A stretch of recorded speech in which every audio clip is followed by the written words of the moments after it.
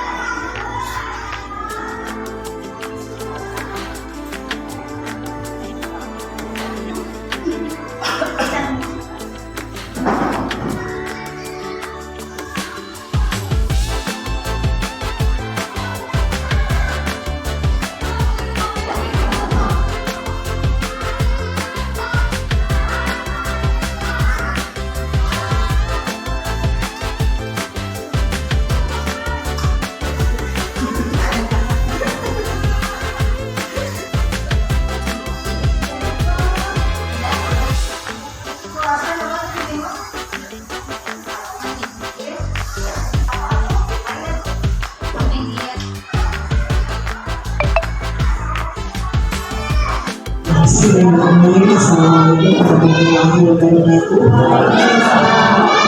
Yang pertama, saya sekretaris Bapak Ibu Presiden yang saya hormati, Bapak Ibu Guru, sekretaris yang saya lakukan dan tidak lupa kepada Ibu Ibu Fatimah FPD selaku calon guru penggerak angkatan 10 dari SDN Sekretaris. Puji syukur dan kita berikan kepada Allah Subhanahu wa Ta'ala yang akan memberikan kita semua semangat di hari ini kita bisa berkumpul dan dalam keadaan sehat walafiat. Salawat dan salam semoga senantiasa dilimpahkan kepada Raja kita yaitu Nabi Muhammad Sallallahu Alaihi Wasallam. Bapak dan Ibu yang saya hormati, hari ini adalah kegiatan bagian dari kegiatan calon guru penggerak yaitu disertifikasi budaya positif.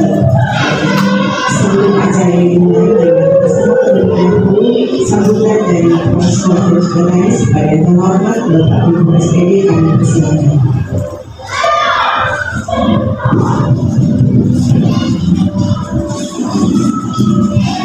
Assalamualaikum warahmatullahi yang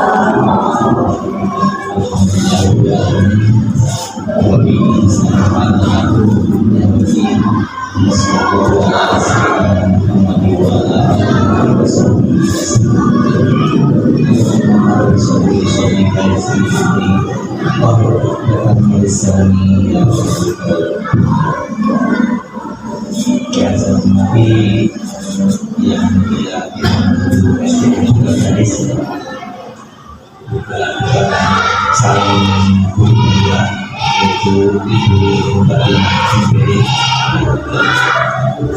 Salam kepada Rasulullah Sallallahu Alaihi Wasallam dan juga kita semua yang semangat yang akan sampai pertama mengucapkan syukur alhamdulillah pada hari ini kita bisa berkumpul dalam acara aksi nyata untuk calon guru penggerak.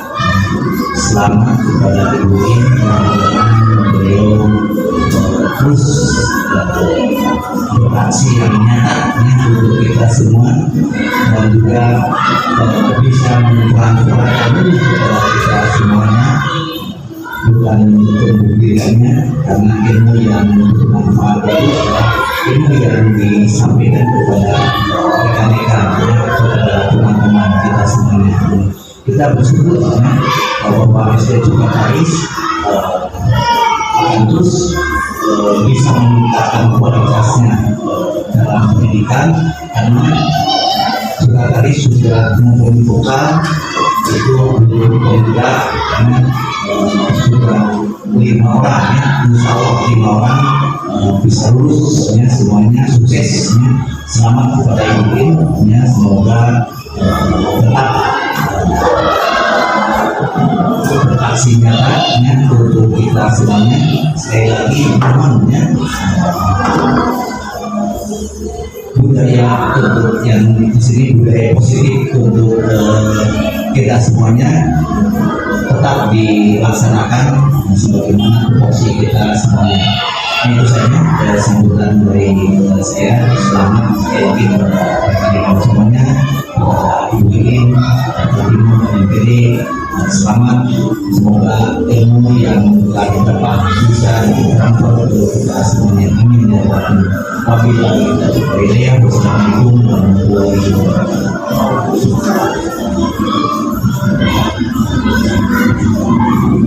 Terima kasih kepada yang sudah memberikan sambutan.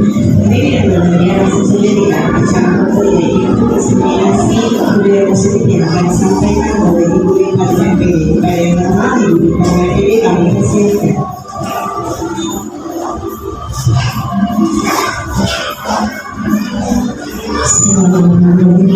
Assalamualaikum warahmatullahi wabarakatuh.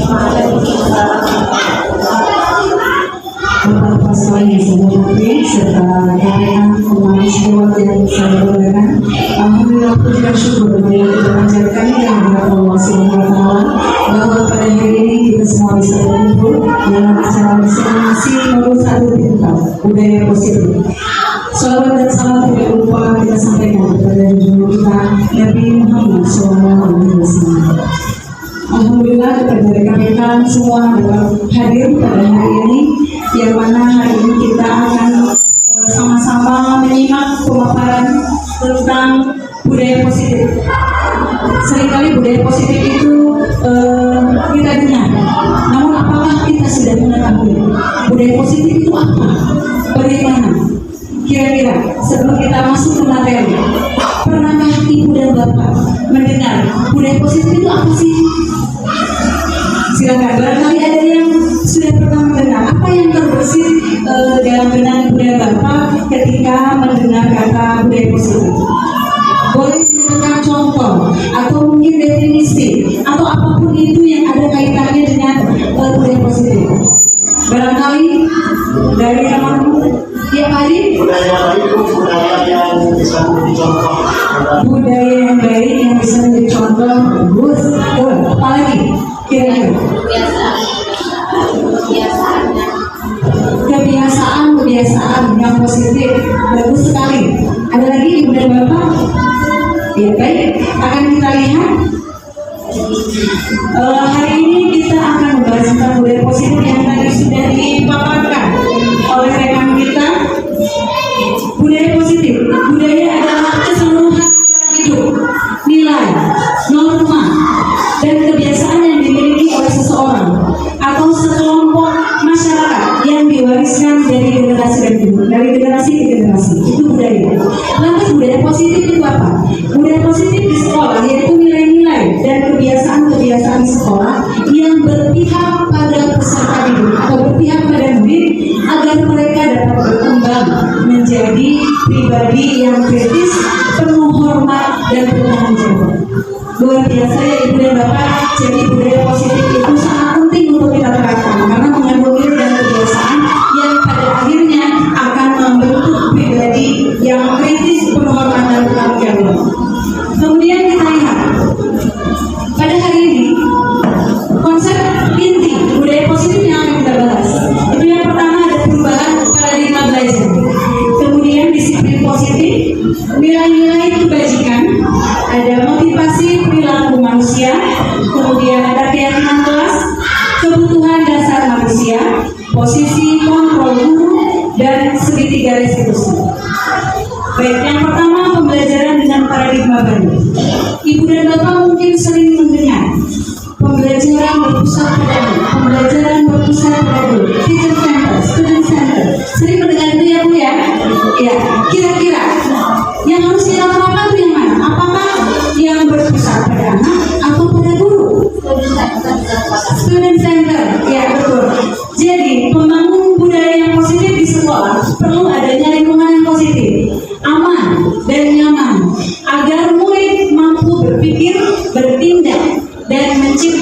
dengan merdeka, mandiri, dan bertanggung jawab. Nah, pembelajaran dengan paradigma baru itu merupakan pembelajaran yang dirancang berdasarkan prinsip pembelajaran berdiferensiasi sehingga para peserta didik belajar sesuai kebutuhannya berdasarkan tahap perkembangan sesuai dengan teori psikologi modern untuk mewujudkan profil pelajar masing. Jadi dengan demikian, tentu bahwa kita harus mulai merubah pembelajaran dengan paradigma baru. Kalau dulu kita belum mampu memenuhi kebutuhan belajar anak, maka sekarang kita harus belajar bagaimana caranya menciptakan proses pembelajaran yang berpihak pada murid sehingga kita mampu mengembangkan potensi yang ada dalam diri murid sesuai dengan minat dan bakatnya. Selain itu, kita juga mampu pembelajaran berdiferensiasi, kita mampu memenuhi kebutuhan belajar mereka. Ya, kita tidak selalu menonton dengan ceramah atau hanya dengan tanya jawab saja. Kita bisa menggunakan berbagai media modern, metode dalam pembelajaran yang akan membangkitkan semangat belajar murid-murid kita. Berikutnya ada miskonsepsi tentang teori kontrol. Nah ini dia, kita seringkali mempunyai anggapan bahwa ilusi guru mengontrol. Kita seolah-olah punya kewenangan untuk mengontrol murid. Padahal sebetulnya yang mampu mengontrol kita itu diri kita sendiri. Kita seringkali mengajak murid untuk atau menyuruh murid melakukan sesuatu yang menurut kita benar. Padahal apapun yang anak lakukan itu mempunyai alasan atau tujuan perilaku sendiri. Kemudian ilusi bahwa kritik dan membuat orang merasa bersalah dapat menguatkan karakter. Padahal sebetulnya membuat orang merasa bersalah itu malah akan memunculkan dalam diri anak itu identitas gagal. Artinya begini, ketika anak, misal kita menghadapi anak yang sedang bermasalah, itu keluarlah ucapan kita, kamu bagaimana sih? Kan sudah ibu kasih tahu, nanti ibu ditegur dong sama kepala kamu ini. Itu seperti halus, kalimat itu halus, seperti tidak bermasalah. Tapi ternyata secara psikologis itu akan memunculkan identitas gagal padanya. Dia akan merasa, oh iya, saya telah mengecewakan guru saya. Oh iya, saya sudah membuat posisi guru saya dalam posisi yang tidak baik di mata kepala sekolahnya. Itu malah justru akan memunculkan identitas gagal. Kemudian ilusi bahwa semua penguatan positif, efektif dan bermanfaat. Kadang kita sering melakukan kepada anak tuh penguatan, pemberian penghargaan gitu ya. Padahal sebetulnya ternyata itu juga berdampak kurang baik dalam jangka waktu yang panjang. Kemudian ilusi bahwa orang dewasa memiliki hak untuk memaksa. Seringkali paksaan, bujukan kita munculkan kepada anak dengan tujuan yang baik versi kita. Tapi ternyata hal ini pun tidak bagus karena ternyata ketika anak dipaksa untuk melakukan sesuatu yang tidak diinginkan, sekalipun itu menurut kita benar, itu hanya akan memunculkan rasa benci pada diri. Itu di jangka panjang. Kemudian kita lihat mengubah paradigma stimulus respon ke pendekatan teori kontrol yang tadi. Kalau dalam stimulus respon itu realitas atau kebutuhan kita tuh dianggap sama, sedangkan menurut teori kontrol itu realitas kita, kebutuhan kita itu berbeda. Jadi setiap orang, kita maupun murid itu punya kebutuhan yang berbeda. Nah kemudian semua orang melihat hal yang sama kalau dalam stimulus respon. Nah ternyata dalam teori kontrol itu semua orang memiliki gambaran yang berbeda. Kemudian kita mencoba mengubah orang agar berpandangan sama dengan kita. Nah padahal menurut teori kontrol kita berusaha memahami pandangan orang lain. Artinya setiap orang punya pandangan sendiri, punya pendapat sendiri yang harus kita hargai.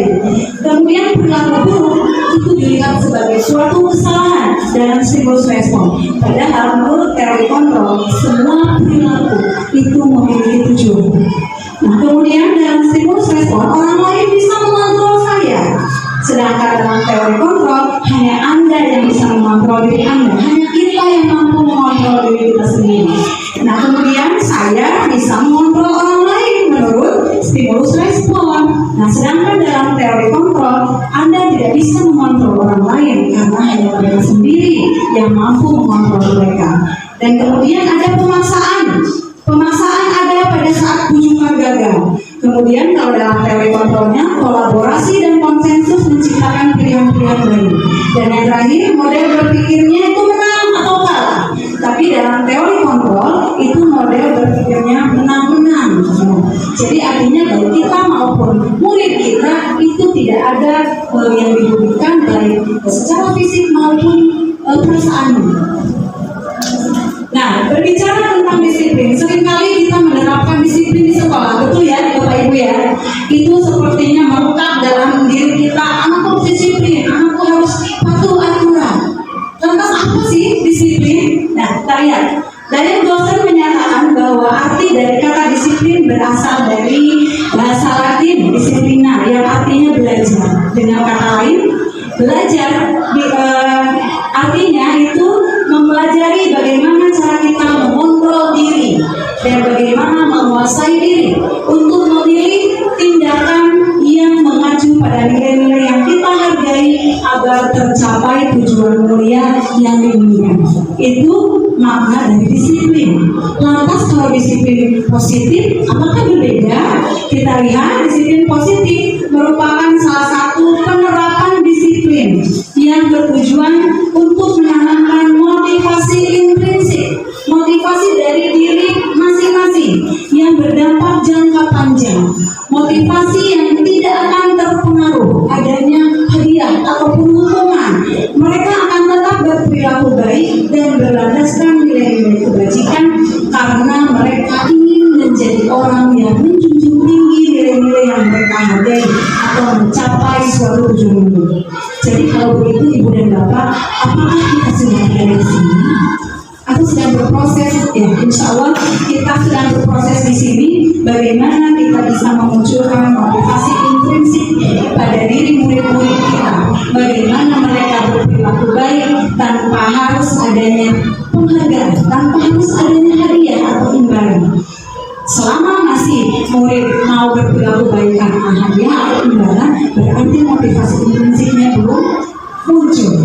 Oleh karena itu, kita mulai merubah pola kita, proses belajar kita, bagaimana motivasi intrinsik ini bisa muncul karena ini berdampak panjang, sehingga anak akan berdisiplin dengan sendirinya tanpa ada ingin hadiah atau imbalan. Berikutnya nilai-nilai kebajikan. Nah ini ya, nilai-nilai kebajikan itu merupakan nilai-nilai yang disepakati bersama, lepas dari suku bangsa, agama, bahasa maupun latar belakangnya. Contoh nilai kebajikan yang sudah sangat kita kenal, ya, profil pelajar Pancasila. Ada berapa poin? Nah, yang pertama terima ada Tuhan yang saja.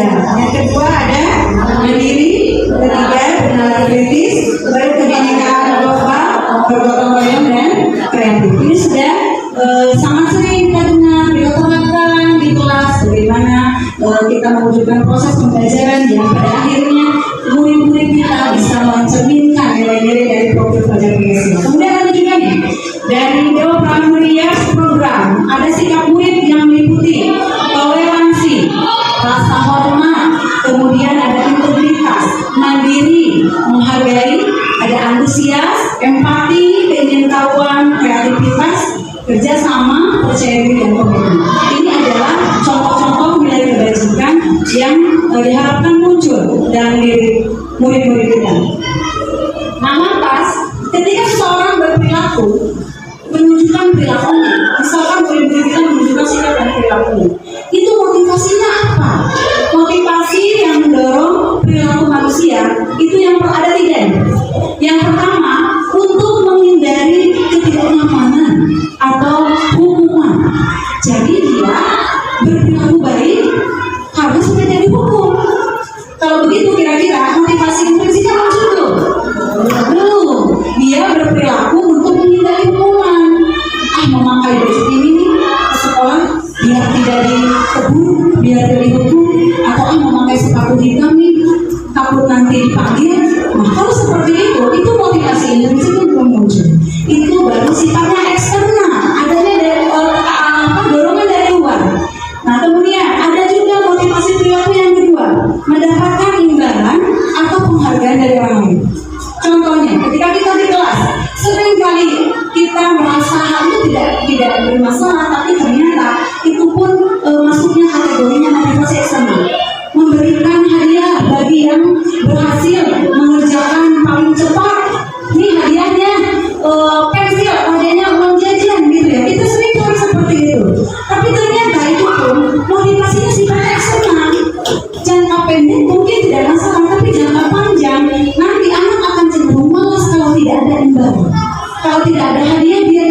motivasi.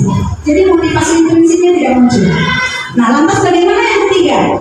Untuk menjadi orang yang mereka inginkan dan menghargai diri sendiri dengan nilai-nilai yang mereka percaya. Artinya mereka menjadi diri mereka sendiri, mereka menghargai diri sendiri dengan nilai yang mereka percaya. Nah, itu mulailah tumbuh motivasi internal atau motivasi intrinsik dalam diri murid-murid kita, sehingga mereka dapat berperilaku tanpa diberi imbalan ataupun hadiah. Nah, jika motivasi intrinsik itu sudah mulai tumbuh, maka tujuan disiplin positif kita itu akan tercapai. Jadi disiplin positif itu akan terwujud ketika murid-murid kita memiliki motivasi intrinsik yang muncul dari dalam diri sendiri.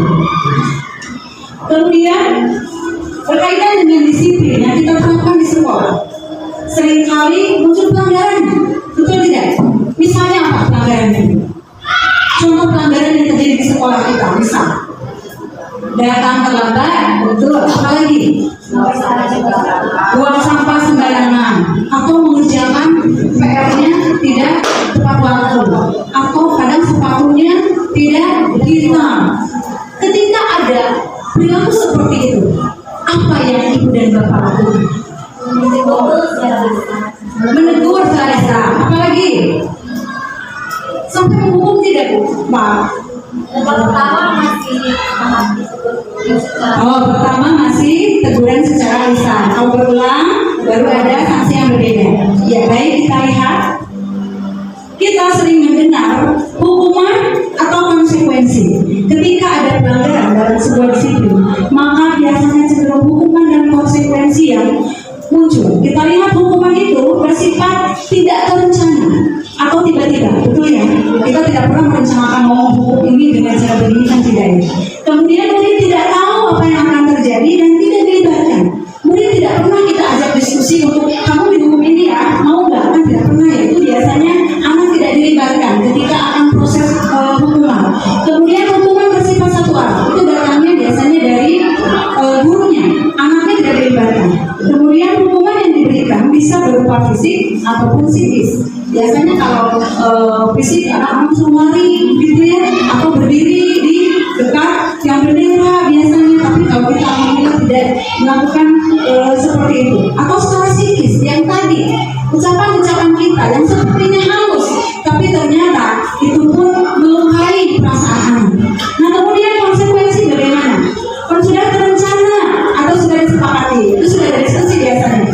Kemudian sudah dibahas dan disetujui oleh murid dan guru. Artinya sebelumnya ini PR besok ya. Jika tidak, maka itu biasanya sudah ada kesepakatan dulu. Kemudian murid tetap dibuat tidak nyaman untuk jangka waktu pendek. Nah, ternyata konsekuensi sekalipun sudah ada persetujuan antara guru dan murid, tetap saja anak akan merasa tidak nyaman. Sikap guru senantiasa memonitor murid ya, jadi terus dipantau gitu muridnya, menunjukkan tidak ada konsekuensinya yang kemarin sepakati dilaksanakan tidak ada. Nah, ini biasanya yang cenderung dilaksanakan. Nah, sekarang bagaimana dengan restitusi? Nah, kita harus bergerak ke poin yang ini. Jadi restitusi itu bagian dari disiplin positif, di mana proses menciptakan kondisi bagi murid untuk memperbaiki kesalahan mereka merupakan proses kolaboratif yang mengajarkan murid untuk mencari solusi untuk masalah mereka dan membantu murid berpikir tentang orang seperti apa yang mereka inginkan dan bagaimana mereka harus memperlakukan orang lain. Nah, ternyata restitusi itu akan jauh lebih baik karena ini muncul disiplin positif nanti ketika kita mulai beranjak ke restitusi. Kemudian dihukum oleh penghargaan. Nah, kalimat yang luar biasa menurut saya, dihukum oleh penghargaan. Sedangkan penghargaan sepertinya sesuatu yang positif di mata kita. Tapi kenapa di awalnya ada kata dihukum? Nah, kita lihat Bu, dihukum oleh penghargaan. Pengaruh jangka pendek dan jangka panjang. Penghargaan efektif jika kita menginginkan seseorang melakukan sesuatu yang kita inginkan dalam jangka pendek. Nah, jika kita menggunakan penghargaan lagi dan lagi, maka orang tersebut akan bergantung pada penghargaan penghargaan yang diberikan serta kehilangan motivasi dari bawah. Jadi dia kalau tidak ada penghargaan cenderung tidak mau melakukan yang biasa dia lakukan, padahal itu sesuatu yang baik karena dia mengharapkan imbalan. Jadi motivasi intrinsiknya tidak muncul. Jika kita mendapatkan penghargaan untuk melakukan sesuatu yang baik, maka selain kita senantiasa berharap mendapatkan penghargaan tersebut lagi, kita pun menjadi tidak menyadari tindakan baik yang kita lakukan. Nah, jadi penghargaan itu kenapa tadi dihukum oleh penghargaan? Ternyata dalam jangka waktu pendek dan panjang itu seperti ini. Jadi dalam jangka waktu panjang itu menjadi tidak efektif penghargaan yang kita berikan. Kemudian penghargaan itu tidak efektif. Mengapa? Nah, suatu penghargaan adalah suatu peristiwa yang diinginkan, yang dibuat dengan persyaratan. Hanya jika Anda melakukan hal ini, maka Anda akan mendapatkan penghargaan yang diinginkan. Jika kamu berhasil menyelesaikan ini, maka kamu akan mendapat ini. Nah, jadi anak acuannya ke situ. Nah, kemudian jika saya mengharapkan suatu penghargaan dan tidak mendapatkannya, akan bagaimana, Bu? Akan kecewa. Dia akan merasa kecewa dan berkecil hati serta kemungkinan lain kali tidak akan berusaha lagi sekeras itu. Jadi kadang anak ini udah tadi semangat mau melakukan ingin mengerjakan itu tapi tidak ada hadiahnya, dia jadi nah jadi ternyata penghargaan itu tidak efektif kalau terus-terusan. Orang yang berusaha berhenti merokok atau orang yang berusaha diet menguruskan badan tidak diberikan penghargaan, hampir pasti tidak berhasil. Bapak Ibu dan Bapak ya, jadi betul bahwa segala sesuatu itu bukan karena penghargaan atau imbalan, tapi harus muncul motivasi dalam diri kita supaya apa yang kita inginkan, apa yang kita harapkan tercapai. Kemudian penghargaan merusak hubungan. Nah, bagaimana ini? Ketika seorang diberi penghargaan atau dipuji di depan orang lain, orang banyak, maka yang lain akan merasa iri. Yang lain yang tidak dipuji akan merasa iri. Dan sebagian dari mereka akan tidak menyukai orang yang diberikan penghargaan tersebut. Jika seorang guru sering memberikan penghargaan kepada murid-muridnya, besar kemungkinan murid-muridnya termotivasi hanya untuk menyenangkan gurunya saja. Jadi mereka tidak akan bersikap jujur kepada guru tersebut karena mereka ingin terlihat di depan gurunya bahwa dia melakukan sesuatu yang baik saja. Kemudian penghargaan menciptakan persaingan dalam kelas, dan persaingan ternyata menciptakan kecemasan. Ketika anak yang tidak mampu mengejar anak yang di atasnya atau di depannya, itu dia akan cemas. Jangan-jangan saya terakhir lagi, jangan-jangan saya tidak kebagian lagi. Itu setiap hari dia tidak akan nyaman. Mereka yang percaya bahwa mereka tidak memiliki kesempatan untuk mendapatkan penghargaan akan cenderung berhenti mencoba. Jadi seolah-olah pasti hadiahnya gratis, pasti penghargaannya buat dia. Jadi nggak mau salah, saya kayaknya nggak bakal dapat deh, saya kayaknya nggak bakal berhasil. Nah, anak tidak akan cenderung begitu. Ternyata penghargaan merusak hubungan. Kemudian penghargaan mengurangi ketepatan. Nah, bagaimana dengan ini? Riset 1, dalam sebuah percobaan, sekelompok anak laki-laki yang berusia sekitar 9 tahun diminta untuk melihat gambar-gambar wajah yang ditampilkan di layar, dan mereka harus memberitahukan jika wajah-wajah tersebut sama atau berbeda. Gambar-gambar tersebut hampir sama. Beberapa dari mereka diberi penghargaan dalam bentuk uang. Pada saat mereka memberikan jawaban benar, sementara yang lain tidak, hasilnya anak laki-laki yang dibayar membuat lebih banyak kesalahan. Itu risetnya. Kemudian yang kedua, riset kedua, anak yang diminta mengingat kata-kata tertentu, kemudian mereka diminta mengambil kartu yang berisi kata-kata yang diingat tersebut setiap kali muncul. Beberapa anak diberikan permen setiap mereka memberikan jawaban yang benar, dan sebagian yang lain hanya diberitahu saja bila jawaban mereka benar. Hasilnya bagaimana? Anak-anak yang mendapatkan permen, jawabannya yang tidak tepat lebih banyak yang tidak tepat dibandingkan anak-anak yang hanya diberitahu jawaban yang benar. Jadi itu risetnya, sudah ada risetnya, yang 1 dan 2. Kemudian penghargaan ternyata juga menurunkan kualitas. Nah, pengamatan dilakukan pada sekelompok mahasiswa yang sedang kerja praktik di sebuah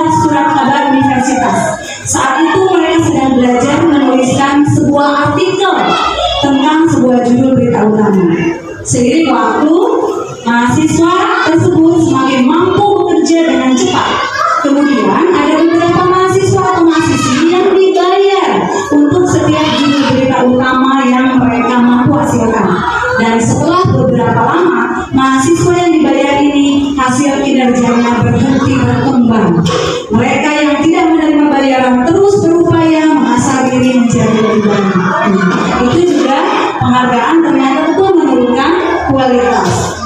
Kemudian penghargaan mematikan kreativitas.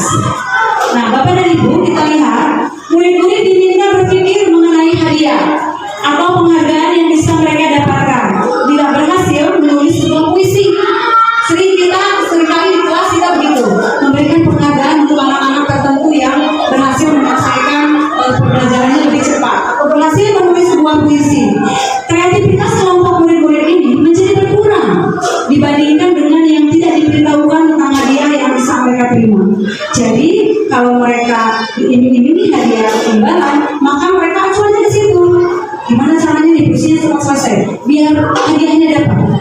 Ternyata kreativitasnya malah jadi tidak muncul. Ya, penelitian menunjukkan bahwa pekerja seni atau sebuah penulisan cerita menjadi kurang kreatif bagaimana bila dijanjikan sebuah penghargaan. Dan yang terakhir nih, dalam tugas-tugas memecahkan masalah, para murid memakan waktu lebih lama dan memberikan jalan keluar kurang kreatif saat mereka dijanjikan suatu penghargaan. Jadi Bapak dan Ibu, apapun itu bentuk penghargaan yang kita berikan, itu harus kita kaji ulang, harus kita telaah. Supaya apa? Supaya tidak muncul hal-hal yang tidak kita inginkan di jangka waktu yang panjang. Kemudian penghargaan menghukum siapa? Kita lihat penghargaan itu menghukum mereka yang tidak mendapatkan penghargaan. Misalnya dalam sistem ranking, nah mereka yang mendapatkan ranking kedua itu akan merasa paling dihukum karena pasti dalam angan-angannya dia ingin mendapatkan ranking 1, betul tidak? Ya, dia ingin sekali ranking 1, tapi ternyata ada orang lain yang sudah dipublikasikan bahwa inilah ranking 1. Itu selamanya anak yang ranking 2 itu ternyata merasa terhukum, kemudian atau merasa dihukum. Memberikan penghargaan dan hukuman adalah hal yang sama karena keduanya mencoba mengendalikan perilaku seseorang. Nah, jadi di situ ya bahwa baik penghargaan maupun hukuman itu adalah proses untuk mengendalikan perilaku seseorang. Kemudian karena orang pada dasarnya tidak suka dikendalikan, nah dalam jangka waktu lama penghargaan akan terlihat sebagai sebuah hukuman. Ya, ternyata dalam jangka waktu lama itu seiring waktu hasilnya dari sebuah penghargaan itu ternyata kurang bagus. Jika suatu penghargaan diharapkan, namun Anda tidak mendapatkannya, Anda akan merasa dihukum. Baik, Ibu dan Bapak, kita lihat tadi sering diungkap tentang motivasi dari dalam diri atau motivasi intrinsik. Apa itu motivasi intrinsik? Saat seseorang anak belajar untuk pertama kali nih, menggabungkan huruf dan kata-kata, biasanya di kelas 1 ya, serta menyadari bahwa ia dapat membaca, timbul pijar di matanya dan sebuah senyuman di wajahnya, anak tersebut akan gembira bahwa dia berhasil mempelajari atau menguasai keterampilan baru. Nah, kesadaran akan kemampuannya bahwa dia sudah dapat membaca sesungguhnya sudah merupakan penghargaan. Ketika dia, saya sudah bisa membaca, saya sudah menghafal huruf, saya sudah bisa menggabungkan kata, itu penghargaan buat dirinya sendiri. Tiba-tiba muncullah penghargaan kepada anak tersebut. Nah, secara tidak langsung ternyata itu mengambil kegembiraan yang saat itu dirasakan. Jadi nanti anak akan cenderung malas untuk berusaha lagi, mencoba lagi, karena kalau tidak ada imbalan. Jadi sejatinya ketika dia sudah merasa bahagia, mampu memiliki kemampuan atau menguasai materi yang baru, itu adalah sebuah penghargaan yang nyata buat anak tersebut. Begitu Ibu dan Bapak, itu tentang motivasi dalam diri atau motivasi intrinsik. Kemudian keyakinan kelas. Mengapa keyakinan kelas? Mengapa tidak peraturan kelas saja? Kita sering mendengar peraturan kelas, sering ya. Kita punya peraturan kelas ya, pasti punya. Nah, Ibu dan Bapak, masihkah menggunakan kata peraturan kelas atau sudah berubah keyakinan kelas? Keyakinan. Ada yang masih peraturan? Ya baik, sekarang kita lihat mengapa keyakinan kelas, mengapa tidak peraturan? Kan sama aja peraturan keyakinan, ternyata berbeda Ibu dan Bapak. Kita lihat keyakinan yaitu nilai-nilai kebajikan universal yang disepakati secara tersirat dan tersurat, lepas dari latar belakang suku, negara, bahasa maupun agama.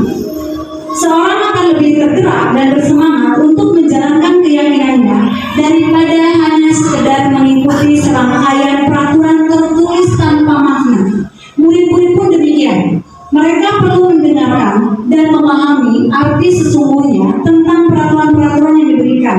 Apa nilai-nilai kebajikan di balik peraturan-peraturan tersebut? Apa tujuan utamanya?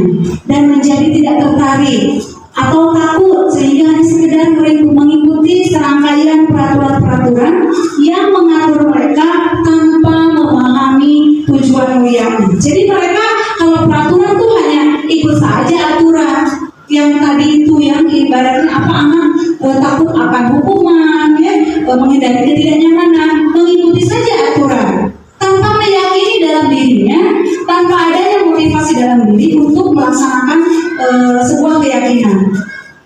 Nah, berbicara tentang keyakinan kelas, berikut ada ciri-ciri dari pembentukan keyakinan sekolah atau kelas. Kita lihat, itu bersifat lebih abstrak daripada peraturan. Peraturan itu lebih rinci dan konkret. Misalnya kata datang tepat waktu.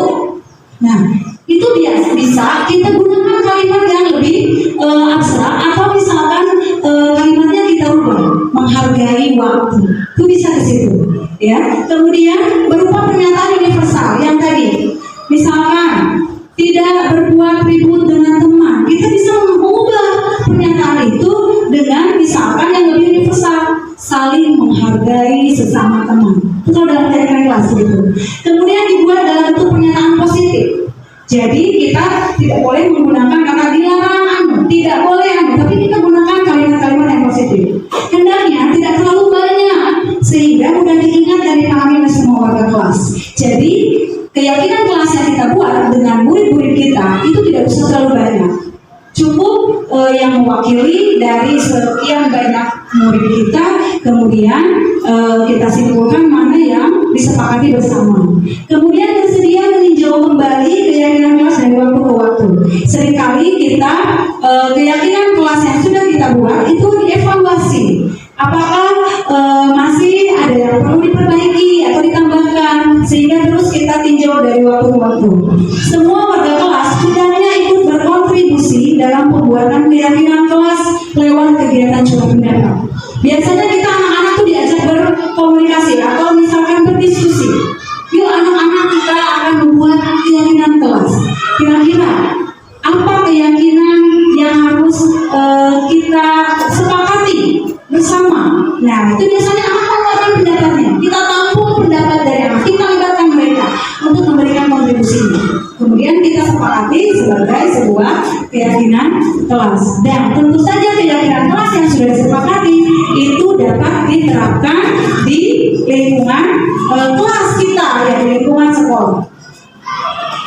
Kemudian kita lihat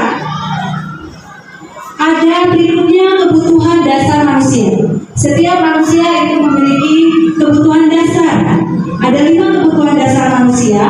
Yang pertama itu bertahan hidup. Kemudian ada kesenangan, penguasaan, kasih sayang, dan rasa diterima, serta kebebasan. Ini adalah 5 kebutuhan dasar manusia. Kita lihat kebutuhan dasar manusia untuk bertahan hidup itu seperti apa? Contohnya nih, kebutuhan bertahan hidup. Contohnya itu tentang kesehatan, kemudian rumah, makanan, serta perasaan aman. Itu adalah kebutuhan bertahan hidup. Nah, kemudian kalau kebutuhan kasih sayang dan rasa diterima, contohnya seperti apa? Kita lihat kebutuhan untuk memberi dan menerima kasih sayang, dan kebutuhan untuk merasa menjadi bagian dalam suatu kelompok. Nah, ketika anak ingin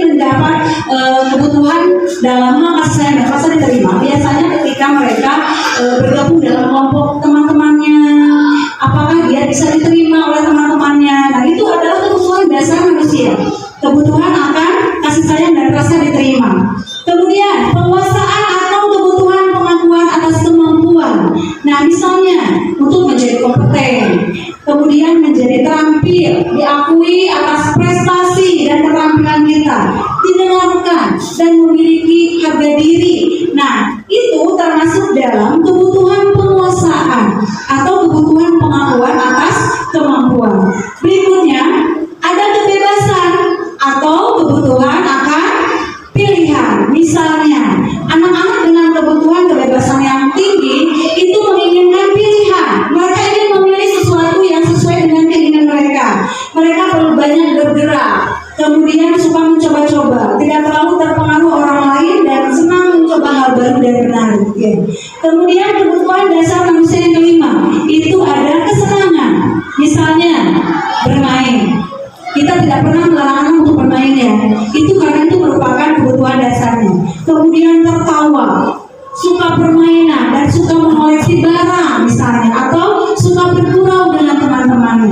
Nah, ternyata itu adalah bagian dari kebutuhan dasar seseorang dalam hal kesenangan. Nah, beranjak dari 5 kebutuhan dasar manusia, mari kita lihat tugas kita ini. Kita berhubungan dengan 5 posisi kontrol guru. Nih, ada 5 ternyata posisi kita sebagai guru. Yang pertama ada penghukum, yang kedua ada pembuat merasa bersalah, yang ketiga ada teman, pemantau, kemudian manajer. Nah, jika kita evaluasi diri kita sendiri, berada di posisi manakah kita? Kira-kira Ibu dan Bapak kalau mengevaluasi diri ada di mana selama ini yang sudah terjadi? Kira-kira ada yang di penghukum? Pernah. Ada yang di pembuat merasa bersalah? Pernah juga. Teman? Ya. Sering ya. Pemantau? Paling sering. Kalau manajer sedang kita lakukan? Kita lihat. Sebetulnya 5 posisi kontrol guru ini kita sering kali melakukan ke-5 posisi ini. Hanya mungkin kita tidak menyadari saat itu kita sedang melakukan posisi kontrol guru yang mana. Baik, kita lihat penghukum. Contohnya begini, kalimatnya yang terlontar begini. Terlambat lagi, pasti terlambat lagi. Selalu kamu datang terlambat. Kamu lagi yang datang terlambat. Nah, ternyata kalimat itu adalah posisi guru sebagai penghukum. Ya, kategori itu termasuk penghukum. Nah, kalau pembuat merasa bersalah itu seperti apa contohnya?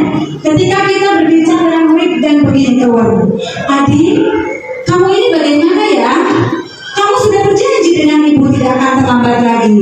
Kamu kenapa ya? Senang sekali mengecewakan ibu. Ibu benar-benar kecewa sama kamu. Itu seperti halus ya kalimatnya. Tapi ternyata tanpa kita sadari jangka panjangnya, ini apa hatinya tuh terluka. Dia akan muncul identitas gagal. Dia akan merasa bahwa dia adalah seseorang yang sudah mengecewakan gurunya. Dia adalah seseorang yang tidak bisa berbuat sesuai dengan keinginan gurunya. Itu akan tertanam dalam dirinya sebagai identitas gagal.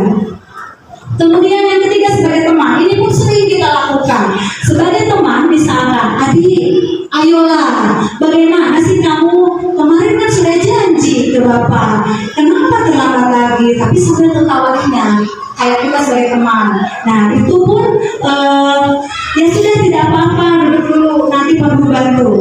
Nah, ini posisi sebagai teman. Memang betul tidak salah, mungkin tidak salah sepenuhnya, hanya saja posisi kita sebagai seorang guru ternyata juga belum tepat, karena pada akhirnya efek jangka panjangnya kalau kita terus-terusan posisikan diri kita sebagai teman, itu anak akan cenderung dia menunggu terus bantuan kita, tergantung pada kita, karena merasa nyaman ketika kita terus ada di posisi ini.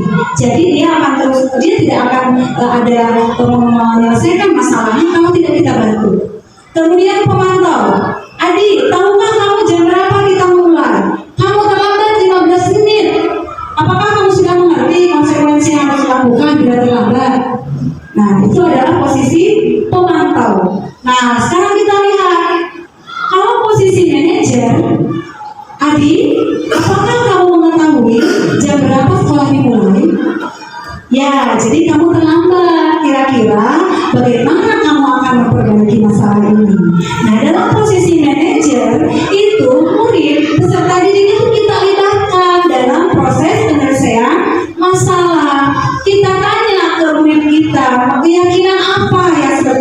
saja mereka langgar.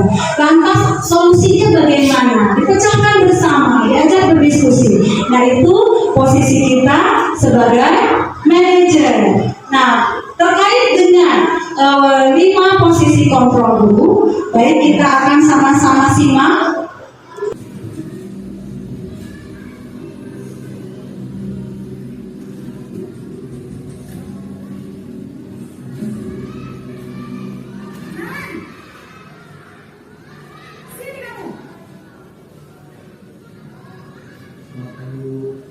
Selalu terlambat. Kamu deh, pasti terlambat. Apa? Apa coba? Alasan kamu apa lagi? Kapan sih kamu tidak terlambat? Malas sekali ya kamu jadi anak. Dasar pemalas. Gak kapok-kapok sih kamu. Sudah berapa kali terlambat? Sana, kamu keliling lapangan basket 2 kali. Kenapa? Kamu melawan ibu. Berani-beraninya jawab. Sudah terlambat, masih berani jawab pula. Sekarang, keliling lapangan basket 5 kali sekalian. Biar kapok. Cepat. Pergi sana ke lapangan basket. Posisi pendukung biasanya berbicara dengan nada tinggi, menghardik, menunjuk-nunjuk, menyakiti, dan mendidik. Hukuman bisa berupa fisik maupun psikis. Ibu dan bapak guru hebat.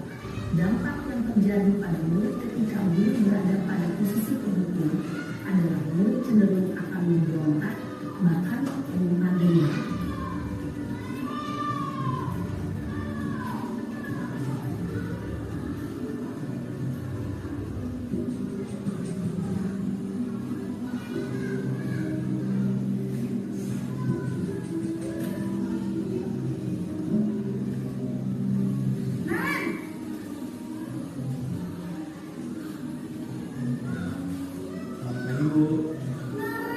Naren, kamu kenapa terlambat lagi, nak?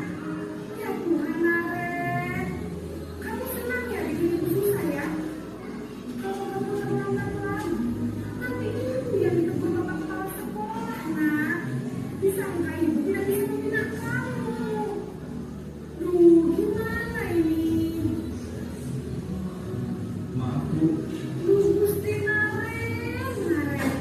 Kamu suka ya kalau ibu tegur bapak kepala sekolah?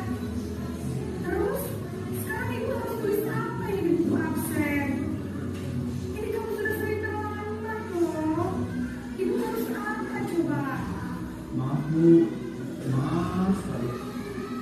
Ya sudah, lain kali jangan bikin ibu susah lagi ya, nak ya. Ibu tidak akan kuat lagi kalau kamu begini terus. Bisa jantungan kalau ibu ditegur bapak kepala sekolah. Sana cepat ke kelas.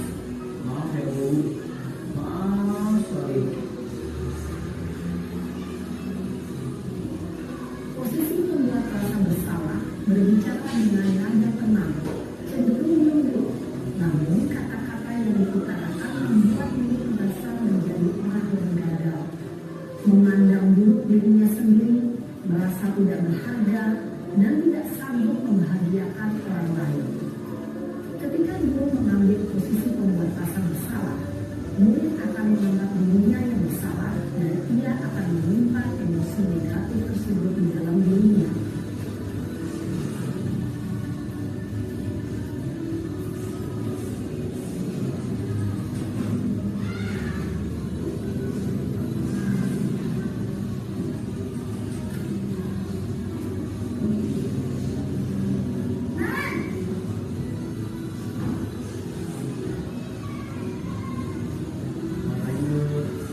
Wah, sudah jam berapa ini, nak?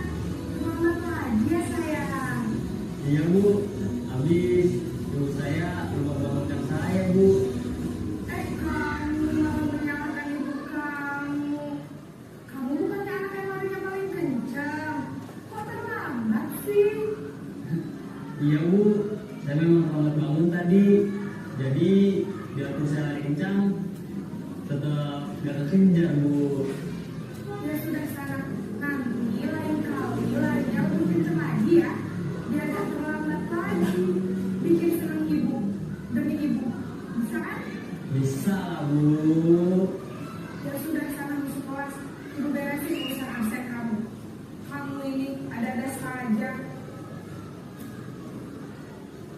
Dalam posisi teman, guru berbicara dengan nada suara ramah, akrab, cenderung bersenda gurau untuk menjaga suasana tetap santai.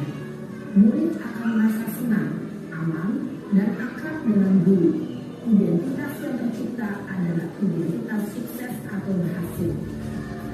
Namun, perlu ingat, karena ini masih dorongan eksternal, maka ada faktor ketergantungan dari murid kepada orang tertentu.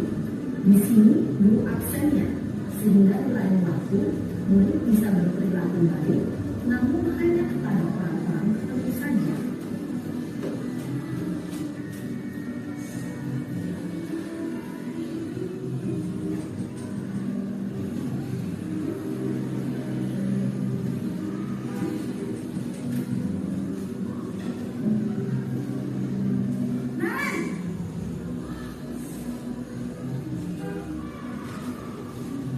Ibu, Naren, apa peraturan sekolah kita tentang jam berapa kita harus masuk sekolah, Nak?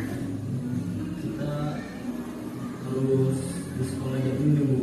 Iya, betul. Sekarang sudah jam 7.20. Naren sudah tahu konsekuensinya jika terlambat saja. Paham, Bu. Saya harus tinggal kelas, harus jam istirahat, selama 20 menit. Iya, benar. Konsekuensinya demikian. Jadi nanti jam 9.30 pas istirahat, kamu harus tinggal di kelas, kerjakan tugas tambahan untuk ketinggalan ini, ya? Baik, Bu.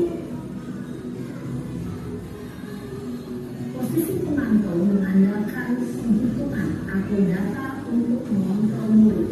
Guru mengarahkan murid berdasarkan peraturan dan konsekuensi.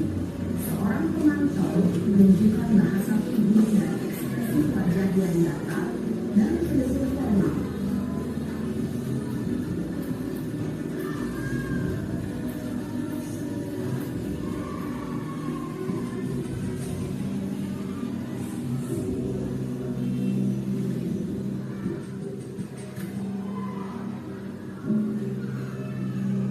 Naren!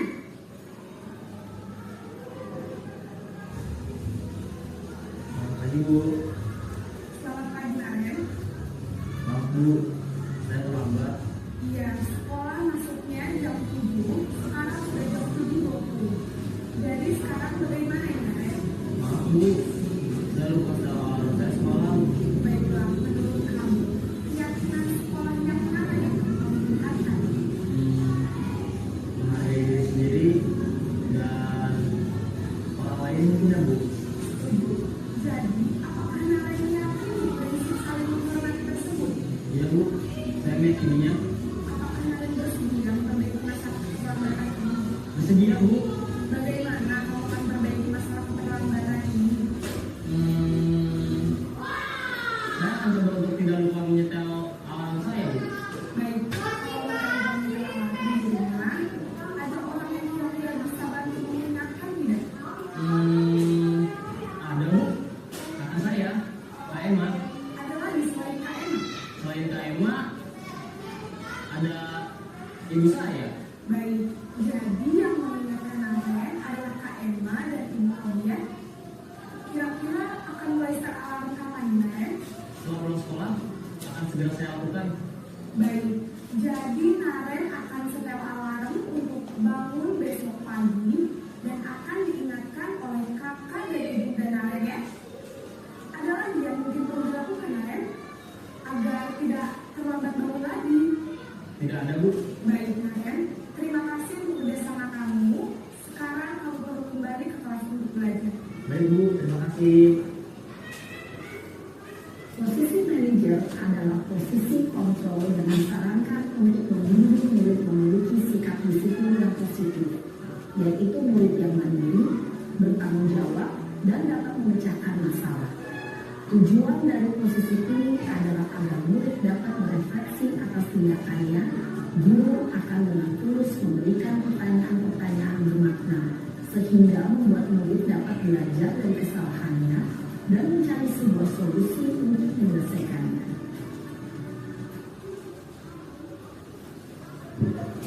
Baik, Ibu dan Bapak, mengenai video tersebut, apakah kita sudah bisa evaluasi diri tidak?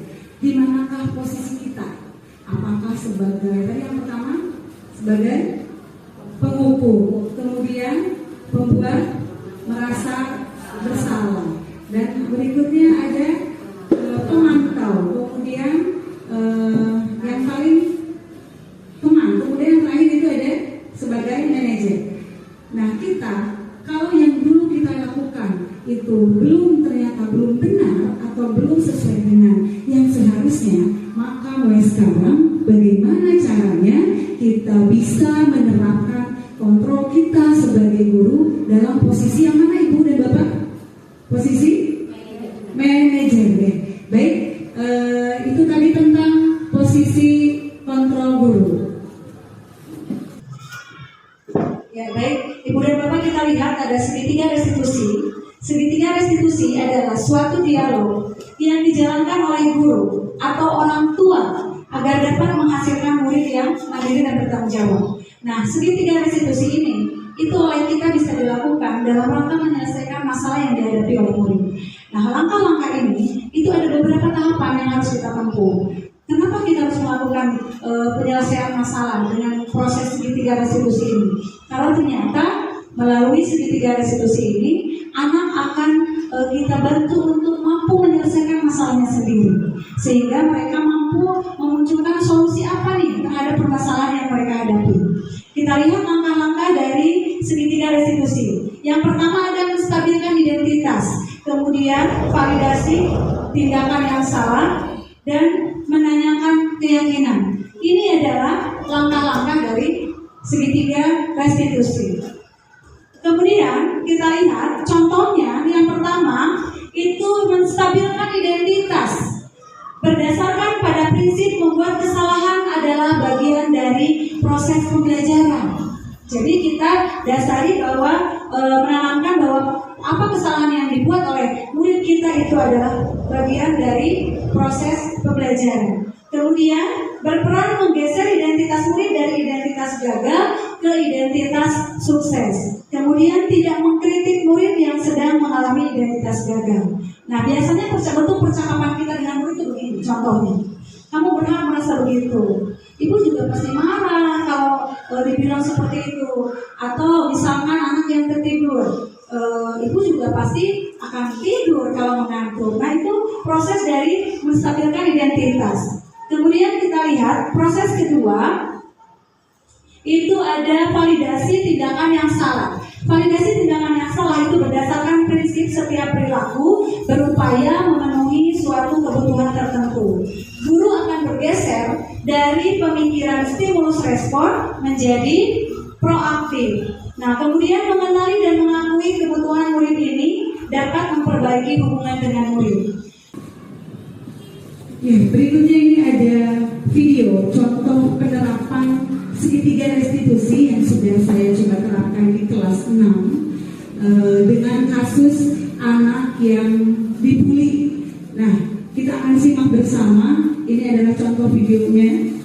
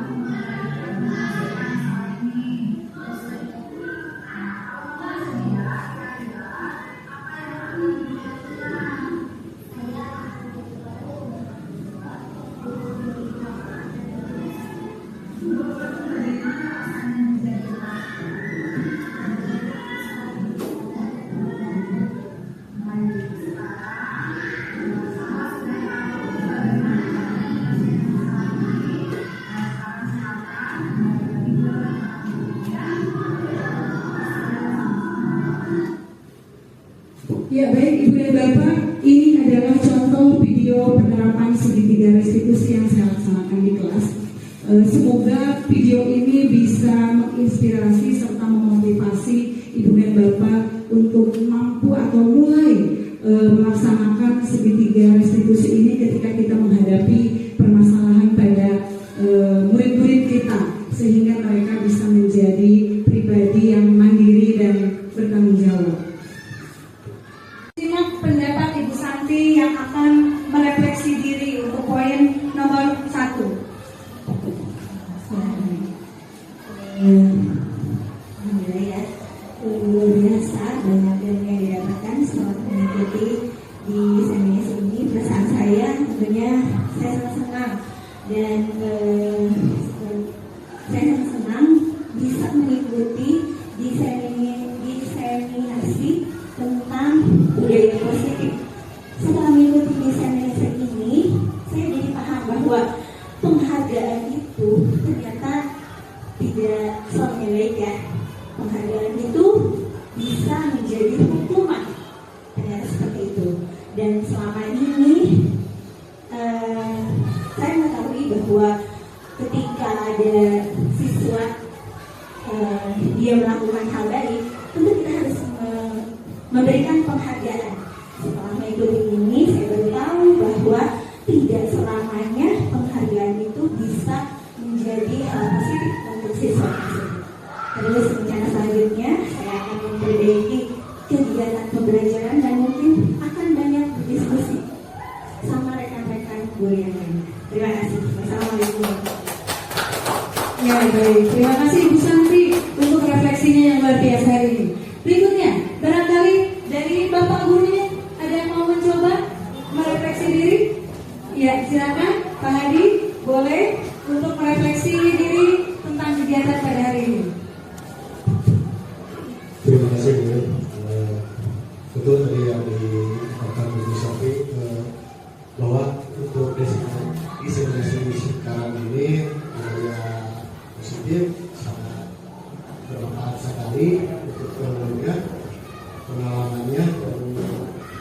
Di sini perasaan saya saat ini hampir sama sebetulnya sama Bu Santi tadi, adanya ilmu-ilmu yang saya dapatkan yang baru, di antaranya bahwa punishment dan reward itu tidak harus diberikan kepada seluruh peserta didik, tapi adanya reward atau penghargaan itu bisa menjadikan umrah bagi kita semua.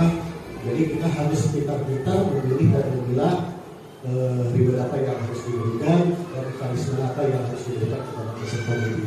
Dan yang kedua, setelah mengikuti diseminasi pada hari ini, saya jadi paham betul bahwa yang namanya penghargaan, yang namanya hukuman itu harus tepat, harus betul-betul tepat sasaran pada peserta didik, yang dimana itu akan menjadi efek yang panjang untuk peserta didik, dimana itu akan menjadi efek yang panjang yang baik atau yang buruk bagi dirinya. Dan yang ketiga, rencana selanjutnya saya juga akan banyak konsultasi, banyak berkolaborasi, dan banyak berdiskusi dengan guru-guru yang sekretaris ini, berbagi pengalaman baik, berbagi aksi nyata, dan selanjutnya menjadi pribadi yang lebih baik. Terima kasih. Assalamualaikum warahmatullahi wabarakatuh. Ya baik, terima kasih sekali Pak Hadi atas refleksi untuk hari ini.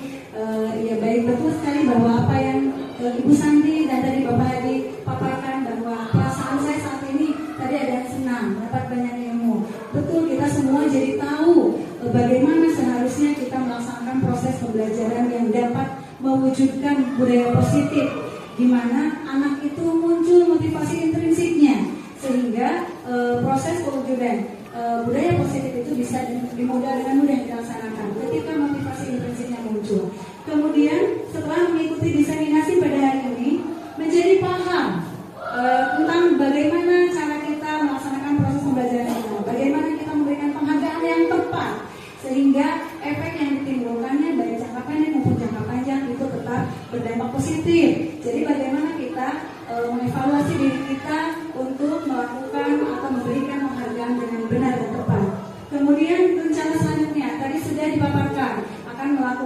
berbagi praktik baik, atau tadi ada yang berkata bahwa berkolaborasi dengan rekan-rekan sesama guru sehingga kita sharing, saling berbagi ilmu yang sudah kita peroleh. Baik, Ibu dan Bapak, sekali lagi saya ucapkan terima kasih banyak untuk kegiatan hari ini. Alhamdulillah, rangkaian acara diseminasi yang sudah dilaksanakan hari ini terlaksana dengan baik.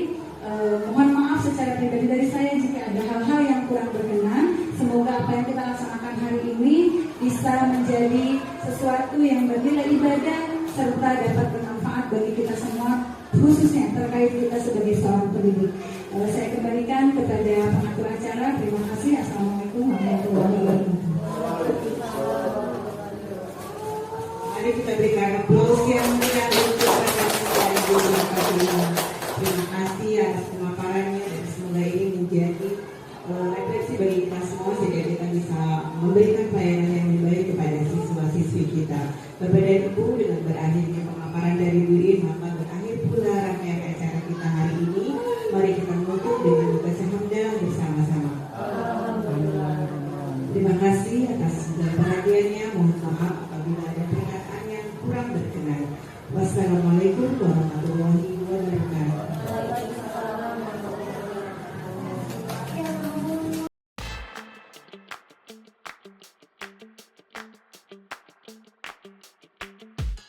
Assalamualaikum, selamat pagi anak-anak. Apa kabar hari ini? Sehat ya. Seperti janji kemarin, hari ini